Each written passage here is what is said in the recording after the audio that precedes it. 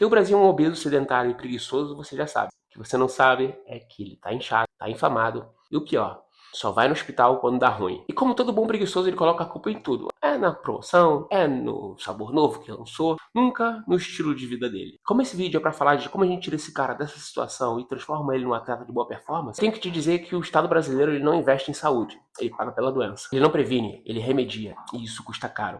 Muito caro. Se a gente quiser mudar o Brasil, a gente vai ter que fazer como qualquer pessoa faz quando decide mudar o estilo de vida. Começar do zero. E aqui eu podia falar dos mesmos jargões de sempre. Disciplina, responsabilidade.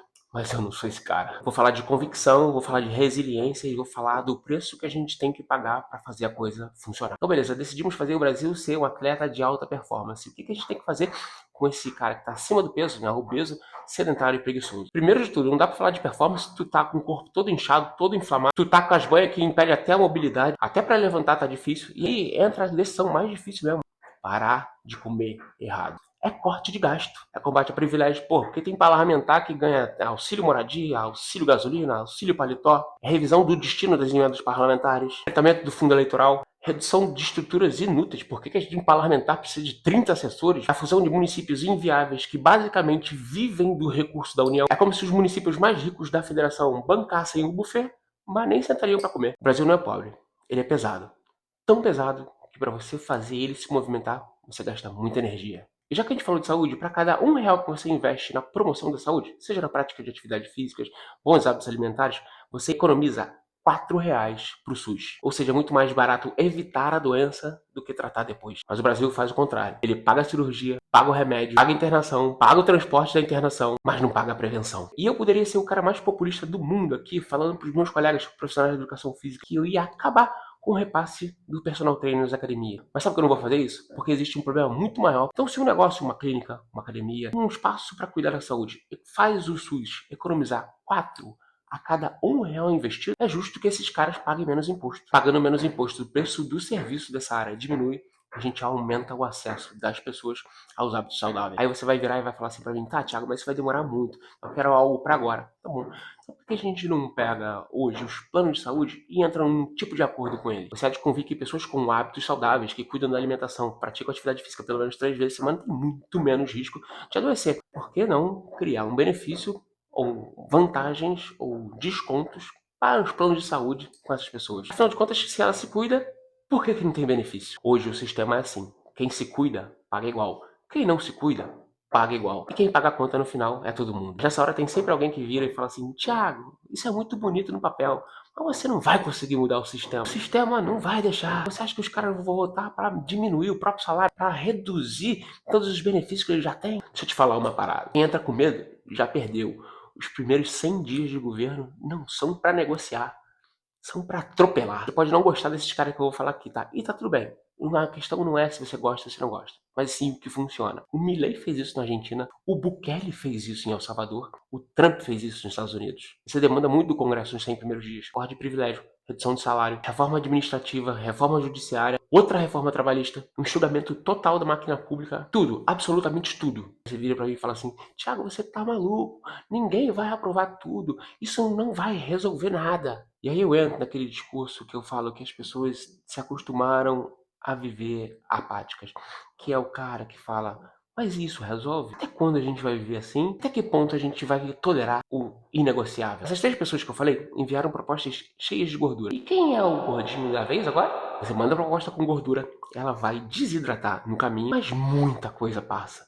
E quando passa, meu amigo, o jogo muda. O erro das pessoas é achar que você precisa mudar tudo. Mas não tá longe do nosso gordinho sedentário preguiçoso. E pra ter resultado, ele acha que tem que mudar tudo de uma hora pra outra. Mas se nos primeiros 100 dias você muda 20% da lógica, já é muita coisa. Você já fez esse cara parar de comer errado, já orientou ele pra comer certo e já fez ele caminhar e correr intervaladamente pelo menos os seus 5 primeiros quilômetros. E tem outra coisa. Político, esses que estão aí de frente da gente, eles não são corajosos. Eles respondem à pressão.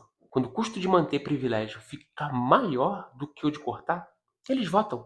Então não é sobre será que dá, é sobre quem está disposto a fazer do jeito certo. O sistema não muda sozinho, mas ele muda quando alguém entra para fazer ele mudar, inclusive usando as próprias ferramentas do sistema. Mas vamos voltar aqui no nosso gordinho. Nos primeiros 100 dias para ele, você imagina que não deva ser muito confortável para ele parar de comer aquilo que ele sentia vontade, comer coisas que talvez não sejam tão gostosas quanto as coisas que ele comia, e muito menos ainda sair, ter disposição para caminhar ou iniciar uma corridinha. E se eu falei alguma coisa que dá calafrio para você que está sedentário, está acima do peso e é preguiçoso, imagina quando você liga esses pontos para a segurança pública. Na minha opinião, é tolerância zero. Como diz o Renan, é prender um ator. Se o elemento está segurando um fuzil na frente da polícia, não tem essa de você pedir pro cara baixar a arma. É neutralizar.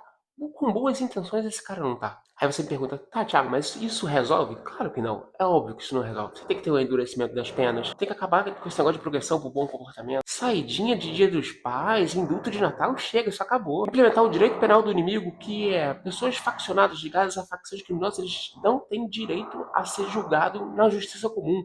Eles são tratados como terroristas. Para tornar um obeso sedentário preguiçoso em um atleta de alta performance, não adianta ser só os 100 primeiros dias e só um tipo de treinamento. Tem que ter o treinamento de força também. São esses os tipos de medidas que vão fazer o Estado ganhar massa muscular. O grande papel da massa muscular, né, de você ter um Estado forte, com autoridade, que reconquista território, não é só para ele ser forte. O papel do músculo também serve para a integridade das articulações. E o que eu estou falando aqui? É do restabelecimento da autoridade, restabelecimento da sensação de paz, a gente voltar a não normalizar o absurdo. E aí entra uma coisa muito legal. Não existe estabilidade sem musculatura forte. Beleza, passou os 100 dias lá, o nosso gordinho sedentário preguiçoso, ele já ganhou massa muscular, ele já está se atrevendo a correr lá os seus 10 quilômetros. Agora é hora de melhorar o VO2 desse cara. E aí eu tô falando da reforma da Previdência, modernização das leis trabalhistas, aumento do estímulo da produtividade, que é o quê? Como o exemplo que eu dei das empresas que melhoraram os hábitos da sociedade.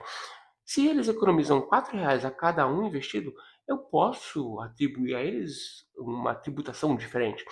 Aplicando uma tributação diferente, o setor inteiro fica mais produtivo.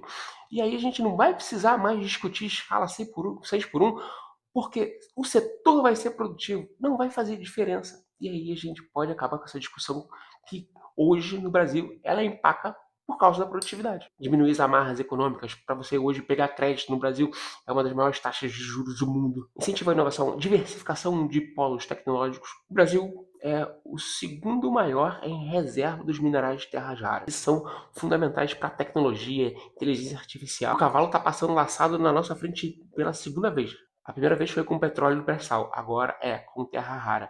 A gente não soube aproveitar da primeira vez. A gente tem que aproveitar da segunda. Mas o fato é que, para um gordinho sedentário preguiçoso que virou um atleta de alta performance, vai chegar uma hora que ele vai se estagnar. Isso é um limite do VO2.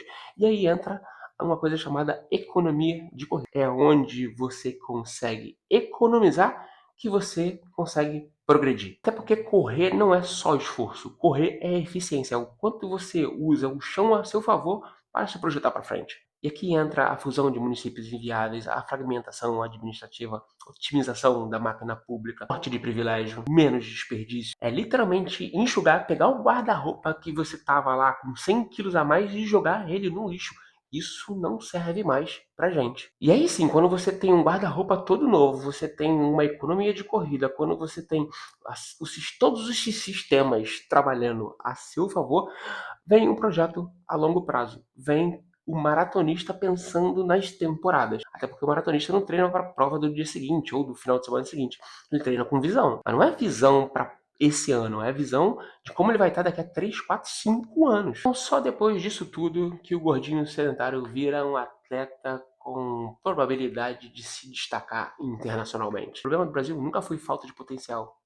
Foi excesso de peso. Eu acho que nessa altura do campeonato eu já consegui te provar que eu não vou mudar por causa do sistema. Até porque eu passo por isso todos os dias, né? Eu tenho o meu negócio. E eu sei como é que é a mentalidade das pessoas. Principalmente quando eu falo da mentalidade de um negócio que muda a vida das pessoas. Como profissional da área da saúde, como profissional de educação física, eu escolho ser o protagonista dessa história. Eu escolho o lado da responsabilidade, eu escolho o lado da decisão mais difícil, o lado de quem entende que resultado e fazer a diferença você precisa estar disposto a pagar esse preço. Mas se você espera alguém para te agradar, cara, com certeza esse não sou eu. Principalmente nos primeiros dias. Eu tô aqui para fazer o que precisa ser feito. Meu nome é Thiago Vilaça, eu sou pré-candidato a deputado federal pelo Partido Missão, aqui do Rio de Janeiro.